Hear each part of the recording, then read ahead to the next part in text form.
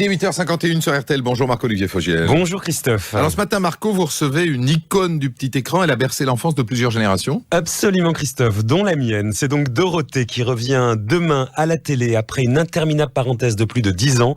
Elle avait été écartée du jour au lendemain de TF1 pour des raisons industrielles qui la dépassaient un petit peu. Alors comment a-t-elle vécu cette traversée du désert?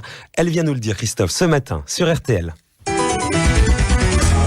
Et Dorothée, bonjour. Bonjour Marco. On ne pouvait pas vous rater, c'est demain enfin que vous faites votre grand retour à la télévision sur la chaîne de la TNT Île-de-France baptisée IDF1, lancée par Jean-Luc Azoulay, le A de chez AB, la grande époque AB Productions, où il y avait le Club Dorothée. Ça fait 10 ans donc que le Club Dorothée a été supprimé par TF1. Est-ce que déjà vous angoissez avant votre grand retour à l'antenne de demain? À votre avis Marco? Je ne sais pas, je me dis, une grande dame de la télévision comme vous, non a priori? Ah si, non, je stresse, j'angoisse.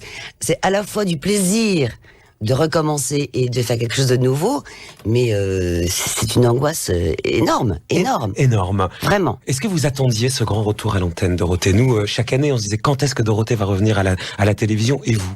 Moi, je me pose pas trop de questions. Je suis un petit peu du style, j'attends que ça vienne. Ouais. Je ne force pas les choses. C'est arrivé, c'était le moment, et puis oui. Ça fait 10 ans que vous n'êtes plus à l'antenne, 10 ans que TF1 a suspendu de façon assez abrupte à votre émission Le Club Dorothée. Ceux qui vous connaissent bien disent que vous lamentez jamais sur votre sort, mais ça a été compliqué. Il y a eu des périodes de doute, d'angoisse. Comment ça s'est passé ces 10 ans? Racontez-nous. Comment ça s'est passé? Je savais que ça allait se passer un jour. Quand tu commences quelque chose, on sait que ça va s'arrêter un jour. Ça s'est arrêté fin août 97. Point. Je le savais. Est-ce que vous avez compris, rétrospectivement, pourquoi TF1 avait arrêté les belles heures du Club Dorothée? Non, je cherche pas à comprendre. Ça faisait 10 ans, peut-être que ça suffisait. Il y a plein de choses. Bon, c'est fini, c'est fini.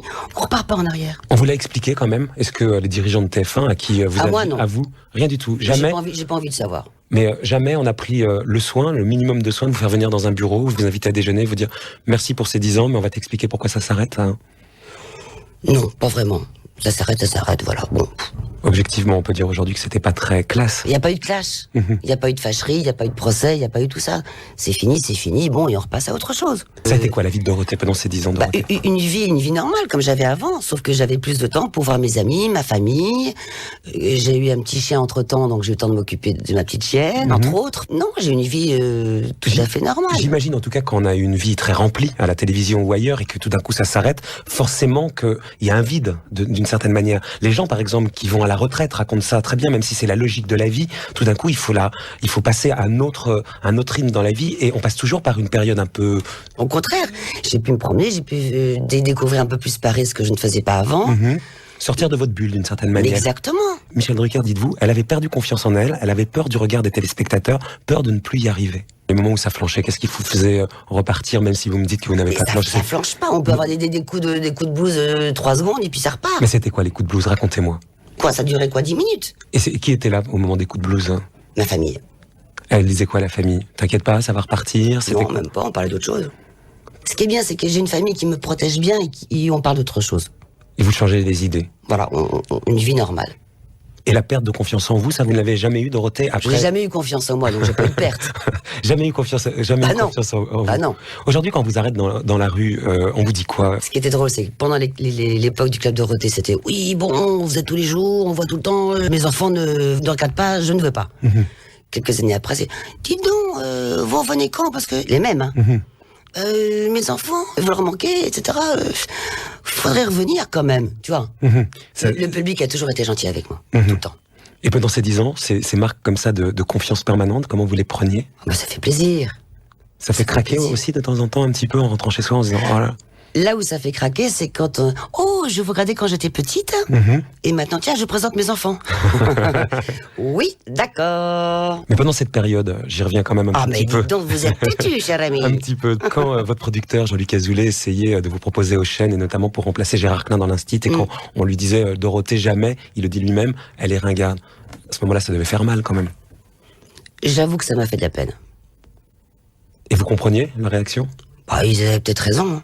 Vous auriez aimé aujourd'hui être héroïne d'un feuilleton à la télévision, puisqu'il faut le rappeler quand même. J'aimerais bien faire de la fiction. Vous aimez bien faire de la fiction? J'aimerais en faire. Ça, j'en meurs d'envie, ouais. Donc ce matin, on lance un appel à qui alors? À une chaîne qui vous ferait confiance pour faire de la fiction? Non, à des auteurs au départ. À des auteurs. Et quel type de fiction vous aimeriez faire? Bah justement, je ne sais pas. Trouver une idée. Vous avez eu plein de petits copains, les petits gamins qui regardaient la télé. Vous n'avez pas eu d'enfant vous-même, Dorothée. Est-ce que c'est quelque chose qui vous a manqué? Bien sûr. Mais cela dit, vu le planning que j'avais à l'époque, il fallait quand même choisir. Et quand on a un enfant, on s'en occupe. C'est sûr. Rétrospectivement, ce choix-là, vous l'avez jamais regretté? Ça ne s'est pas fait, donc c'est pas la peine de revenir sur le passé. Ça ne s'est pas fait, tant pis. Pendant ces 10 ans, Dorothée, est-ce que vous avez regardé la télé? À votre avis? Je sais pas.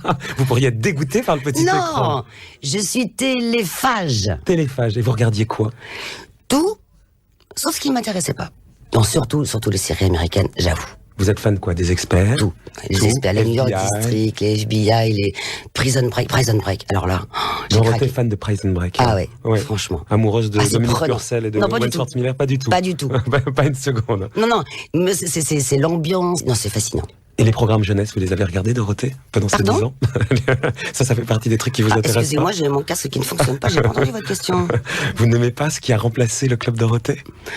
Allez, soyez franche. Bah, Non, la réalité est non. avouez honnêtement que remplacer 5 foldings comme nous, c'était quand même assez difficile. Mhm. Mais il n'y a pas vraiment de programme jeunesse, faut l'avouer. Allez, on peut vous voir sur IDF1 tous les jours. Ça démarre demain. La chaîne démarre à quelle heure? Mon Dieu, j'avais oublié. 18h. La chaîne démarre à 18h. Vous, c'est tous les jours à 17h. Le samedi en prime time à 20h50. Hein. Et vous espérez que derrière ça, une grande chaîne nationale dise mais c'est dommage finalement qu'on soit passé à côté de Dorothée, que TF1 vous rappelle par exemple. Ça vous plairait aller sans langue de bois? Non, moi, je suis très bien là où je suis. Vraiment? Ah, promis. Mais en revanche, Marco, si vous avez quelque chose à faire ou dû faire un petit coucou sur EDF1, vous venez quand vous voulez. Hein. Bah, je passe vous voir alors. Bien sûr, je compte sur vous. Allez, je serai là. Chacun son tour. Bonne journée, Dorothée. Merci, Marco.